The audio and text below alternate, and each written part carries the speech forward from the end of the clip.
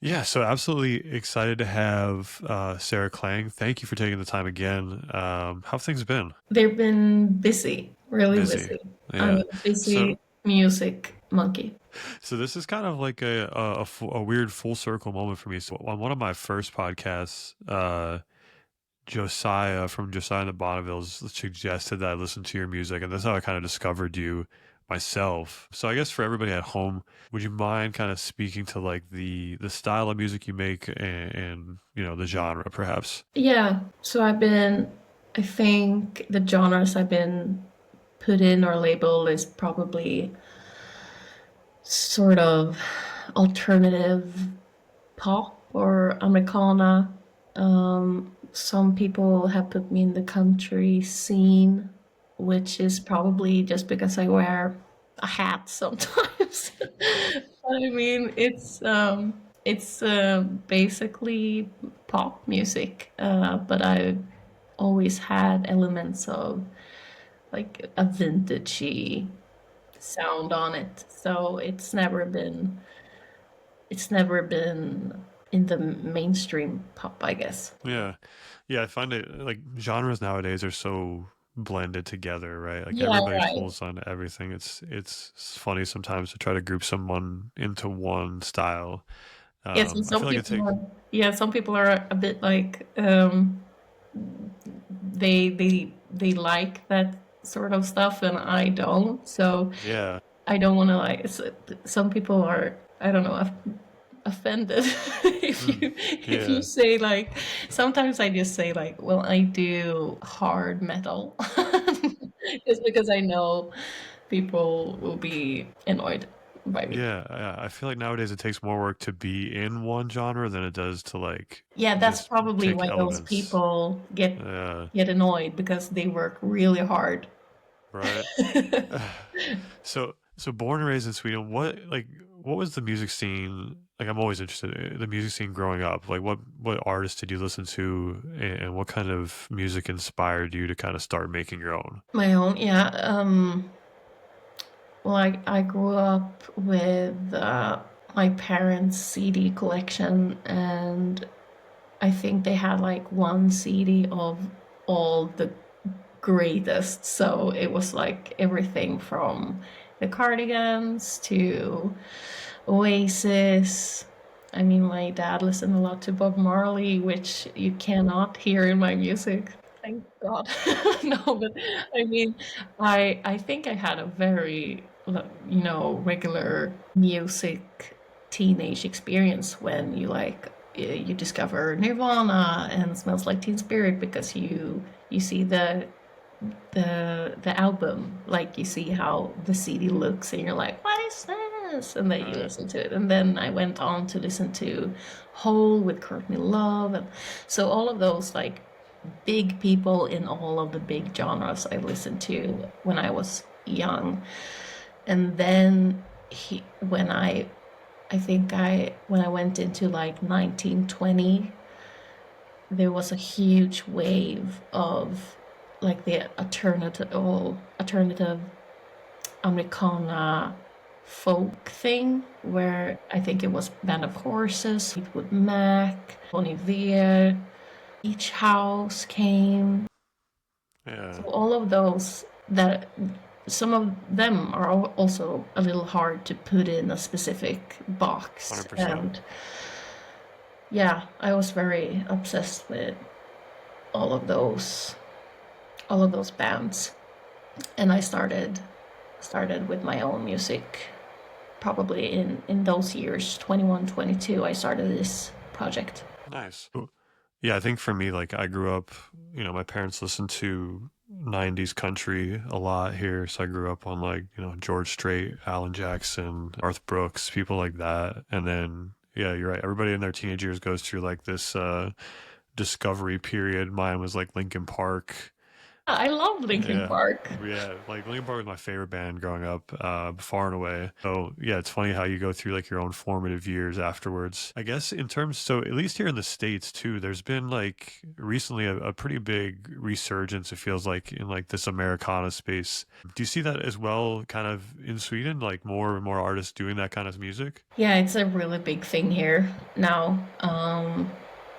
Like one of our biggest band is of course First Aid Kit. But yeah, we have there are I can introduce you to a lot of fun music from Sweden that definitely are in that universe.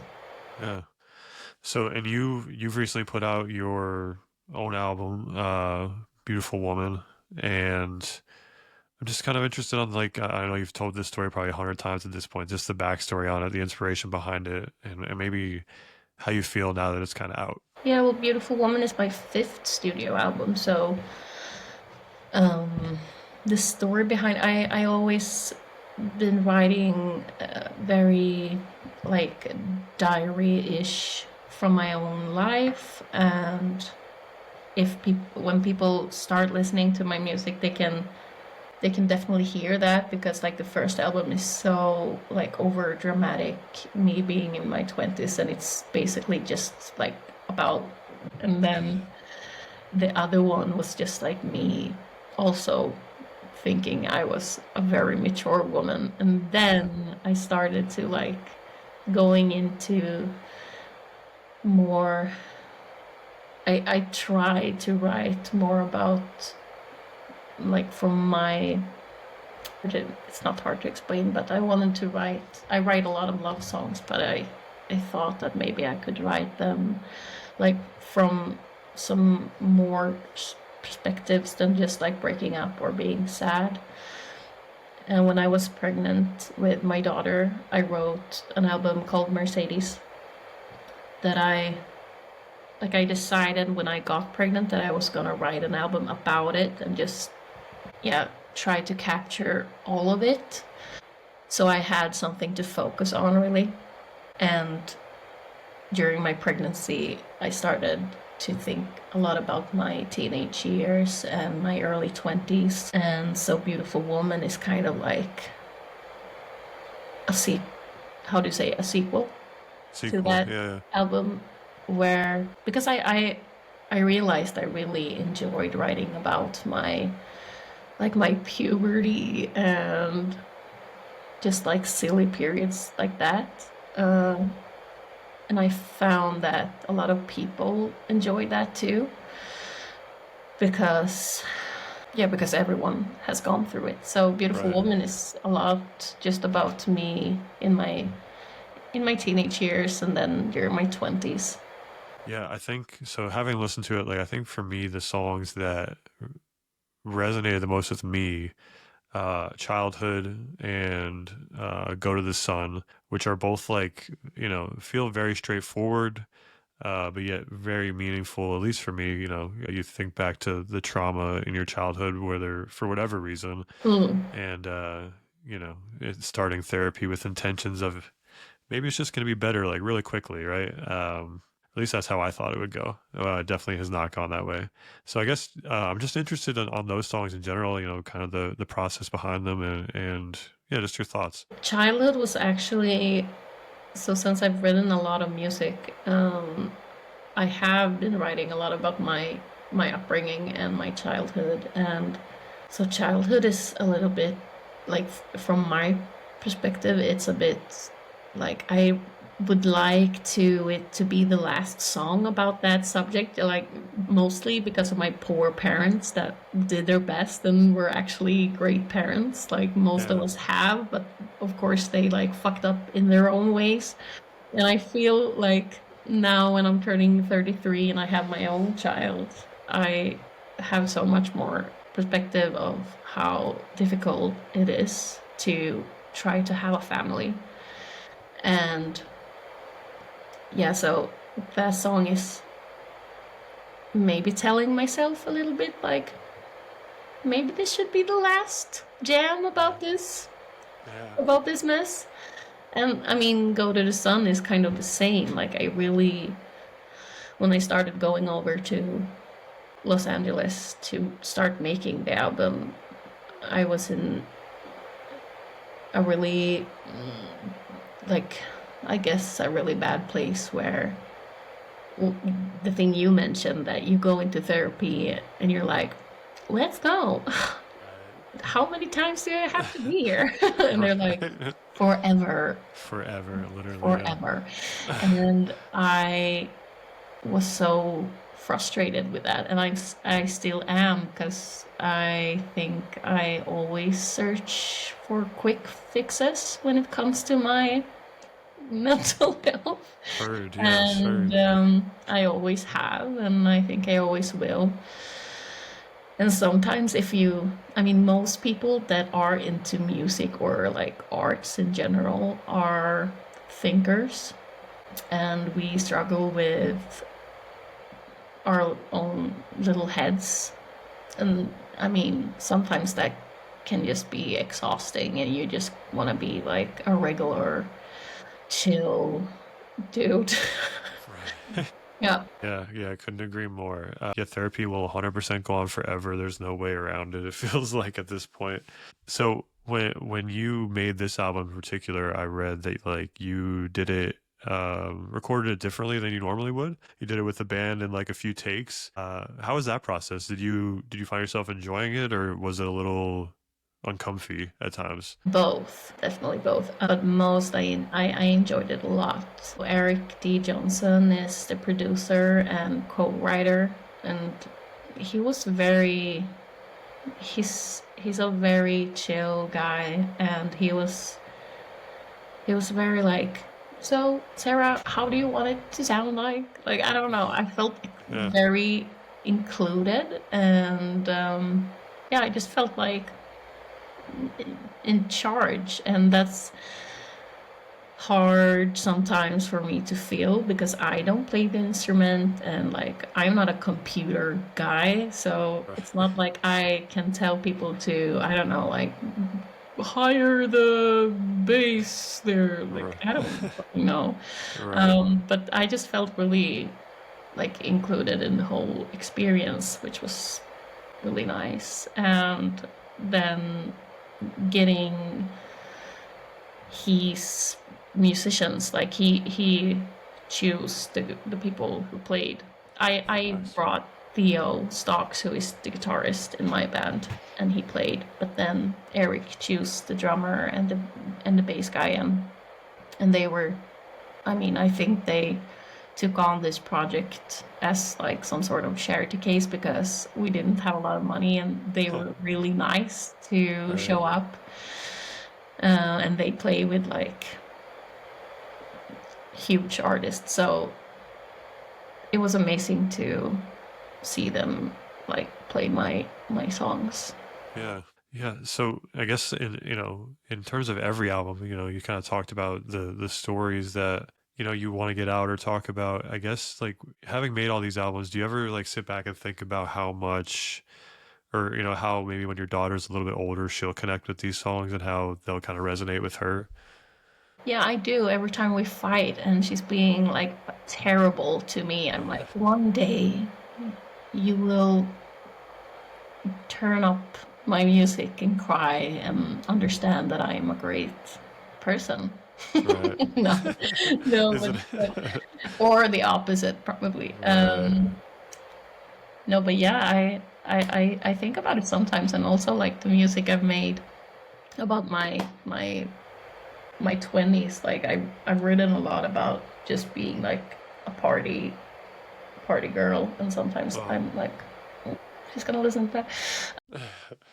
But no, hopefully like she she's going to be proud of me. That's like my Yeah. dream. I would love her to be, because it's Yeah. all made out of love for her. And it's all like I I I make music now today a lot because it's like my way of making money, really. Like, I don't have any education, so when I had her, I was even more Like some people would have probably been like, okay, well now I have to get a real job, but I was kind of the opposite. Like now I have to make this my Have to real make job yeah, you because have to make it work. Yeah. this is the only thing I know how to do. So yeah, uh, it's I hope she will enjoy it someday. I'm sure she will with the past couple records that I've listened to in the past, couple days in lead up to this. I'm positive she will be. Um, so I guess, in the day and age of social media and artists feel like artists have to do like 10 different things at a time to try to, make ends meet, so to speak. Do you enjoy the social media aspect of things, or is it more of like, man, I got to get up and do this? It's like, necessary evil type situation. Also both. I mean, sometimes it is exhausting and I feel like my head is gonna explode. Um, because I mean, I feel like 80% of my work is just working with everything surrounding my shows and like my music.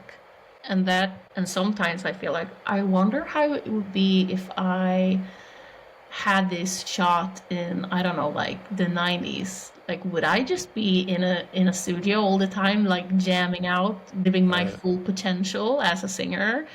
And now I'm just like sitting with an iPhone and being like, caption should I?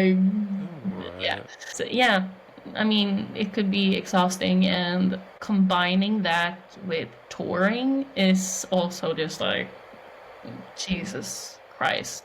Um, but then another side of it, I really enjoyed. Like I always loved working on all the visuals, and I work really close with one of my best friends, Fredrika Eriksson. She and Moa Romanova, they make like all the album covers, and Fredrika comes with me on tour and films and shoots.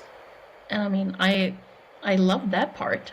I think Yeah. it's just like the part when you get those little suggestions like, could you make a TikTok where you talk about giving birth? And I'm like, Right.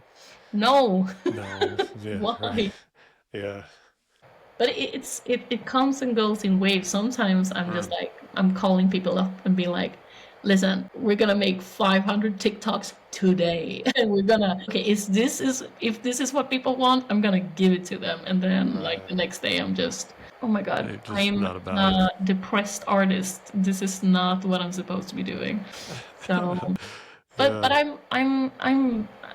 I'm very like I think you have to play, you always have to play by the rules. Like, Mm. so this is how it looks like now, then you do it. And if you don't, well, don't complain if shit doesn't work out. Like, it's Yeah. with streaming and everything. Like, well, this is how the music industry looks like now.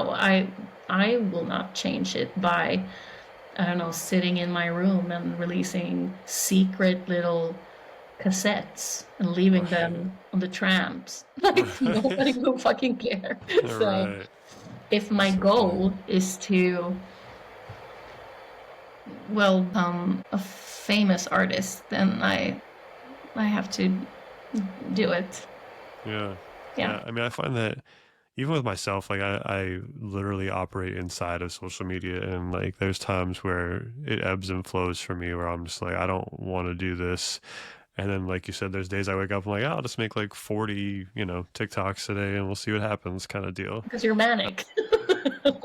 Yeah.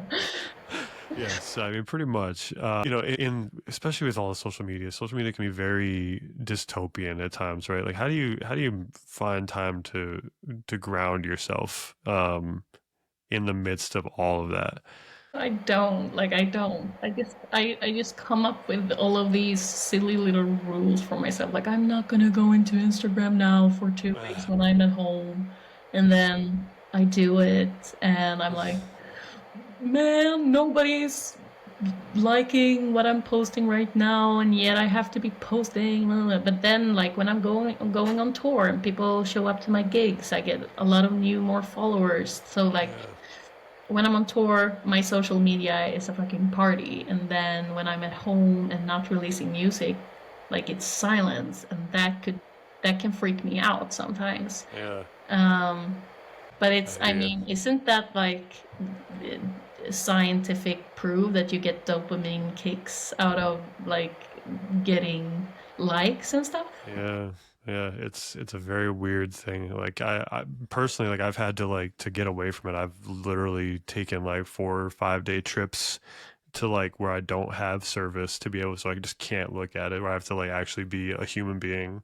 Yeah. Um, so I'm curious too on the in terms of touring, what are like the major differences from maybe touring in the States versus touring, in Europe? Well, first of all, I haven't toured in the States yet. Mm, I only traveled there and made like small. I did my couple first stops. LA show now, and that was really fun. And I made Nashville at the Blue Room.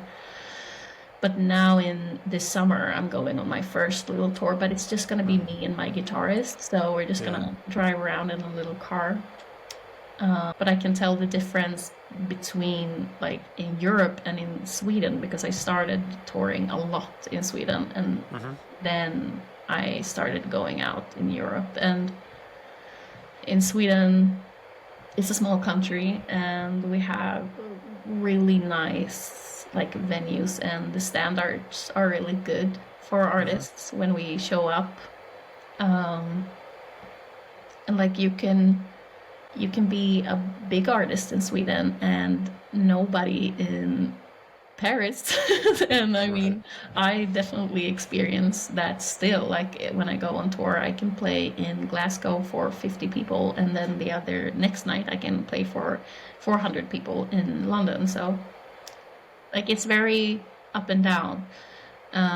But I have always enjoyed playing outside of Sweden more than in Sweden, and I don't know if that is because I'm just like still a child in my own head where I used to dream about playing outside of Sweden, and I also think that I am less nervous and shy when I'm away from home. Yeah. Yeah, Is it it's like strange. do you think people are maybe like more critical of your music inside of Sweden because you're homegrown, or is it Yeah, um I think so. is yeah. Yeah, I feel like people have more of a picture of me out of like what the media has made me into. They Yeah. haven't made me into any crazy shit or something, but in outside of Sweden, I haven't done really like any TV shows or any Right. really big magazines. I'm just their friend from Instagram and Right. they love like my music. And so it's just more of a I feel like they're so connected and Yeah. very appreciative of all my Swedish fans are like, what the fuck are you talking about? I love my Swedish listeners too. But it's also I would say outside of Sweden I have a younger audience in Mm, Europe. I have a lot of like gay people and young young folks. Here yeah. I have some grandpas. Little older crowd. Okay. Yeah. So in terms of like just your successes, right? Like I struggle with this a ton. Um are you able to like look back at like the things you've achieved and celebrate them, or are you like you achieve it and you kind of push the goal a little further back and keep going? Yeah. I'm the second one there. Yeah, I mean same. Yeah. I'm Isn't it I'm a I have like some dream that maybe on my deathbed I will be like, good job. little But pat on the back before you go? yeah, but I probably won't. I will be like, you failed. Right. You're a loser. Right. Yeah. Yeah, it's so funny. Like I've talked with so many people who are just like, yeah, you've done all this stuff, and I'm just like, yeah, but I could have done this, right? Mhm. It's so funny how our minds get worked that way at times. Um, But it's I mean, it's kind of, I think you have to see the anxiety and like the weird thing of being chased by an invisible hater as mm, like a good thing sometimes, because it makes you, yeah, because like we do enjoy our work, we wouldn't do it otherwise. right. And it's, I mean, I kind of like being chased Right. by Yeah, it's myself. a by yeah, chased by like a younger version of yourself, right? Yeah. Um, yeah, it's a funny situation for sure. I guess, switching gears maybe a little bit, in terms of all the songs you've put out, right? Maybe not your most popular song by any means, or maybe it is, I'm not sure. What song are you most proud of when you look back at, your entire catalog?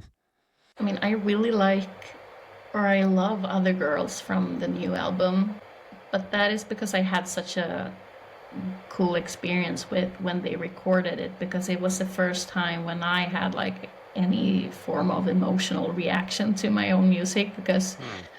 I never do. Yeah. People, I know people have emotions Right. for my music, but I'm always like, "Meh." Like I write the trauma down and then I'm done. Right. But Right. then Other Girls, I think it was just like there's a bass jam in that song, and when they played that and we listened to it in the studio, I was just like, it sounds so cool. Yeah. Yeah, I just felt it. I just felt like I I this is the music that I always dreamt about doing, and it's Hmm. on the level that I want to be, and I feel, yeah, it's a really cool song. But when I listened to my first album, because I did two shows in Gothenburg this year with the symphony orchestra, which was really cool because they wanted to play parts of all of my albums, and I haven't heard my music for such a long time, like the old Yeah. songs. And so when we did that, I got a little like emotional, and I was proud because I was like, what the fuck is this song? It's great. Like, who made this? Me? No, but I enjoyed them, and I also, it is nice to have captured all of my stages in life Yeah. with an album. That I'm grateful to have, because when I hear it, like I go back instantly to who I was, because I'm not like the same person anymore. Yeah. Yeah, that must have been an amazing experience to It have a was, choir it like that. It was. had to be amazing. Yeah, that's so cool. The next question I always go into, and these are, kind of how I found your music, is I'll ask you an artist or song that maybe no one knows about, or you just can't stop listening to recently. So if I have one of those, Mm-hmm. I do, I do. Um, I think you should listen to. Do you listen to music when it's not in English? Yeah, yeah, Yeah. Well, I mean, there is a band in Gothenburg where like I'm from, and they're called Terra. okay, So it's Terra. okay, Um, and they're like a boy band. okay. Not like Like, a like, like, Backstreet Boy band, but like pop music. yeah, pop rock music. And Okay. there's you will appreciate it even if it's not in English, because it's so melancholic, but at the same Hmm. time it's a good time. Like the melodies are so beautiful, and he sings so well, and yeah, I'm obsessed with them right now. Okay. Yeah, absolutely. I can't wait to listen. Honestly, like I probably haven't done it as much as I should in terms of listening to non-English music, but definitely enjoy it nonetheless. So, in terms of, you kind of alluded to it earlier. What's to wrap up a little bit? What's on the horizon for you? You talked about a little bit of a tour. What else is going on? Well, on Sunday I'm leaving on the Europe tour, And then, well, then New York is in summer this summer, and I am starting to record an EP, I think, instead Yeah. of doing a full album and like making. I think I'm Yeah. just gonna like release it Yeah. one day without telling people, because I because I still have like I have a lot of music, like new music, already, because I always write and work. So producing music is not a problem for me. It's a problem to convince people to make a new album after like 6 months. So I think I'm Right. gonna, and also like nobody cares about albums, really. Like you could Yeah. release just singles. Do you know Right. who I'm obsessed with? Actually, Who's that? Addison Rae. Yeah. I She's love her. amazing. And me and my friend Frederica, who's the photographer, we were like, wait, she only has 3 songs? Because we've been Uh, listening on them on repeat, and she released one new song like 2 days ago or something. And I think she said on Coachella that she was gonna release an album. But I mean, she she's like very big, and she only releases some singles here yeah. and I there. You mean, don't have to make an album. yeah, exactly. Nowadays, it's like you could just put out music whenever you want and be Yeah, perfectly fine. Yeah, you'll be 100%. fine. Kids Yep. don't know what a track means. An album. Right. An Yeah. album. What do you call it? Like 1 to 10. Right. Like just listening through an entire one. No, Yeah. they It's won't. it's it's gotten so far away from that. Yeah. Well, yeah. Again, I appreciate you taking the time. I know again it's late there, and appreciate you taking the time to talk. And Well, thank you so much can't wait to hear what else you have coming out. for having me, Yeah. and let me know if you wanna come to any shows in Yeah. Absolutely. America.